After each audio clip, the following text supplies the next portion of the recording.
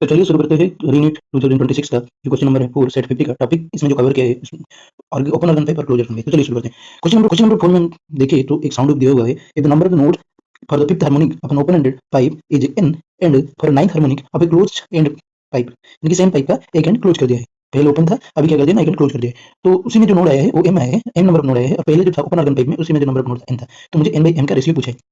चलिए इसमें जो दो कांसेप्ट है ओपन ऑर्गन पाइप और क्लोज ऑर्गन पाइप, इस दो टॉपिक को हम कवर करते हैं, तब साथ ही साथ इस क्वेश्चन का आंसर भी कवर करते हैं। चलिए हम देखिए ओपन ऑर्गन पाइप में क्या होता है ना, दोनों एंड ओपन होते हैं। दोनों एंड ओपन होने की वजह से यहाँ पर एंटीनोड और एंटीनोड आता है और बीच में एक एंटीनोड आता है और बीच में एक नोड आ जाता है। यानी कि अगर मैं फंडामेंटल की बात करूँ तो ऐसा कुछ होता है कि यहाँ पर एंटीनोड, यहाँ पर एंटीनोड, यहाँ पर नोड हो जाता है।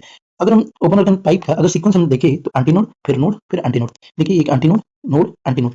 अगर मैं ऐसा करूँ तो ये एक लूप है, ये एक लूप है तो ये एक हार्मोनिक है, फिर ये एक लूप है तो ये दूसरा हार्मोनिक है, ये एक लूप है ये तीसरा हार्मोनिक है, ये एक लूप है ये चौथा हार्मोनिक, मतलब इतना फोर्थ हार्मोनिक है, और ये एक है तो इतना जो है फिफ्थ हार्मोनिक है।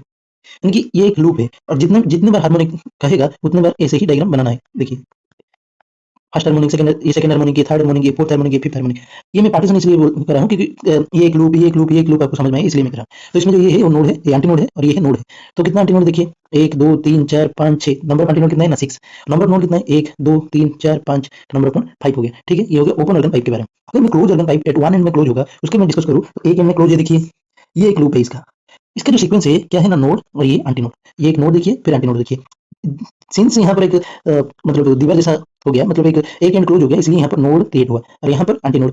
फिर अगर हम एक लूप करेंगे तो यहाँ पर क्या हो जाएगा ना, फिर सीक्वेंस आना चाहिए नोड, नोड के बाद एंटीनोड, बट यहाँ तो और एक लूप करूंगा तो यहाँ पर एंटीनोड के बाद नोड आ रहा है, तो ये तो संभव नहीं है। इसलिए क्या करते हैं ना, हम एक लूप कर लेते हैं, यानी कि फर्स्ट हार्मोनिक के बाद ये सीधा थर्ड हार्मोनिक आता है, यानी कि इसको मिलाकर थर्ड हार्मोनिक बोलते हैं। फिर ऐसे कर लूंगा तो फिफ्थ हार्मोनिक, फिर ऐसे कर लूंगा तो सेवंथ हार्मोनिक, फिर ऐसे कर लूंगा यानी कि फिर नाइन्थ हार्मोनिक। अगर मैं शुरू से समझाने की कोशिश करूँ तो ये एक लूप है, ये एक लूप है, ये फर्स्ट हार्मोनिक हो गया, तो ये एक लूप है। फिर अगर मैं पहले जैसे करने की कोशिश करूँ तो ये थर्ड हार्मोनिक हो जाएगा, फिर ऐसा करूँ तो फिफ्थ हार्मोनिक हो जाएगा, फिर ऐसा करूँ तो सेवंथ हार्मोनिक हो जाएगा, फिर ऐसा करूँ तो नाइन्थ हार्मोनिक हो जाएगा। तो क्वेश्चन में वही दिया है, कितने दिया है ना, नाइन्थ हार्मोनिक बोला है, नाइन्थ हार्मोनिक को क्लोज रेट 100। तो नाइन्थ हार्मोनिक में हम गिनेंगे तो एक नोट, दो नोट, तीन नोट, चार नोट, पांच नोट, तब 5 नोट। एंटी नोट देखेंगे तो एक नोट, दो नोट, तीन नोट, चार नोट और फिफ्थ नोट।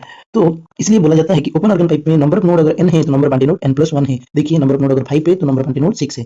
इसलिए बोला जाता है कि क्लोज रेट 1 में नंबर ऑफ नोड अगर n है तो नंबर ऑफ एंटी नोड भी n ही होगा, तो नंबर ऑफ नोड 5 है तो नंबर ऑफ एंटी नोड 5 ही होगा।